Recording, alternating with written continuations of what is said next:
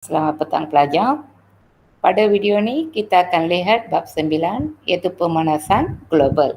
Perbincangan kita pada video ni 9.3 iaitu kesan-kesan pemanasan global. Iaitu pelajar dapat menilai kesan pemanasan global. Apabila kita lihat pemanasan global, ia boleh mengakibatkan beberapa kesan ya, seperti peningkatan aras laut, gangguan cuaca, kemerosotan sumber makanan dan masalah kesihatan. Mula-mula kita lihat peningkatan aras laut. Peningkatan aras laut berlaku apabila pencairan ais di kutub berlaku secara berterusan, iaitu apabila suhu bumi meningkat dari 1 darjah hingga 4 darjah Celsius. Okey. Salji yang berada pada kutub-kutub ni mula akan bercair. Apabila salji cair di bahagian kutub, ia boleh meningkatkan paras air laut meningkat. Kesan daripada peningkatan paras air laut meningkat, okey, kita boleh lihat iaitu banjir besar ya, boleh berlaku dan disertai dengan akisan. Banjir besar yang berlaku ni boleh menyebabkan penenggelaman kawasan daratan. Lantaran daripada penenggelaman kawasan daratan, ia memusnahkan harta benda dan mengancam nyawa. Contohnya pelajar bayangkan ya, apabila berlaku banjir, memang ia melibatkan kerosakan. Tak kira sama ada harta benda manusia ataupun boleh mengorbankan nyawa. Itu adalah keadaan banjir yang biasa. Dan cuba bayangkan banjir berlaku hasil daripada peningkatan aras air laut sehingga tenggelam sesuatu kawasan ya di dalam laut, mengakibatkan kesan yang paling teruk. Seterusnya, menjejaskan sumber bekalan makanan dan air bersih sebab banjir besar masih boleh mencemarkan air dan ia menyebabkan pengorbanan nyawa yang banyak, menjadi punca utama kerosakan atau pencemaran air. Contoh di sini iaitu pencairan lapisan ais di Greenland. Seterusnya, kemerosotan sumber makanan. Kemerosotan sumber makanan berlaku iaitu berpunca daripada apabila air laut menjadi lebih panas ya dan mengganggu ekosistem marin, iaitu melibatkan kehidupan akuatik. Ekosistem marin ni melibatkan kehidupan akuatik. Okey, apabila kehidupan akuatik kurang, ia memberi kesan kepada sumber makanan. Itu sumber makanan secara automatik akan kurang. Seterusnya, banjir memusnahkan kawasan pertanian. Memang pelajar dah melihat keadaan banjir ya, bila berlaku banjir di sesuatu kawasan pertanian, kawasan sawah padi ataupun mana-mana kawasan akan tenggelam. Ini boleh menyebabkan kemerosotan sumber makanan.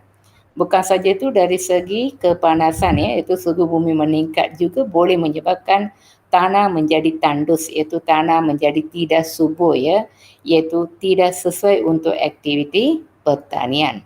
Yang terakhir iaitu hasil daripada punca-punca ni kita dapat lihat ya, iaitu mengancam sumber makanan dunia, iaitu ada negara yang mengusahakan pertanian, contoh seperti negara India ataupun negara China yang masih aktif menjalankan aktiviti pertanian akan mengalami masalah dari segi penghasilan hasil pertanian. Okey, contohnya kita boleh lihat iaitu gelombang panas di Rusia pada tahun 2010 hingga 2011 telah memusnahkan penuaian bijirin dan memberi kesan kepada negara-negara di Afrika Utara. Seterusnya, gangguan cuaca. Peningkatan suhu menyebabkan gangguan cuaca. Contohnya kita boleh lihat ya, iaitu mula-mula mengakibatkan banjir, ribut, ombak besar dan taufan. Okey, lantaran daripada pencairan ais di kutub ya. Okey, hasil daripada itu kemusnahan flora dan fauna akan berlaku. Kemusnahan flora dan fauna di sini merujuk kepada tumbuh-tumbuhan dan haiwan. Terdapat juga kawasan yang mengalami kemarau yang teruk apabila suhu bumi meningkat. Seterusnya taburan hujan pula tidak menentu. Hujan turun mengikut tidak keseragaman lah. Kita nak mengagak hujan turun pada bulan-bulan tertentu memang tidak dapat dipastikan. Seterusnya udara menjadi kering dan jerebu mudah terbentuk. Okey, suhu bumi yang meningkat ni menyebabkan kadang-kadang hutan terbakar secara semula jadi. Itu pun akan menjadi salah satu kesan kepada peningkatan jerebu.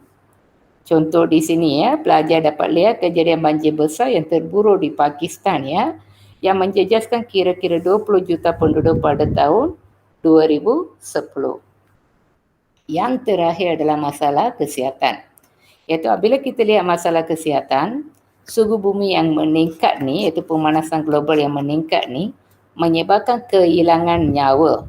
Itu kadang-kadang menyebabkan heat stroke ya, boleh dikatakan sebab heat stroke boleh menyebabkan kematian. Seterusnya gelombang aba berisiko menyebabkan stroke aba dan dehidrasi. Yang heat stroke ni biasa kita akan kata sebagai stroke aba ataupun dan dehidrasi ni macam kehilangan air ya. Ini menyebabkan kematian juga. Seterusnya meningkatkan risiko pelbagai penyakit berkaitan dengan aba seperti katarak, iaitu ada selaput di bahagian mata ya, menyebabkan kehilangan penglihatan sekiranya tidak membuat pembedahan. Dan seterusnya kanser kulit. Ini adalah antara 4 kesan yang kita akan lihat untuk bab pemanasan global.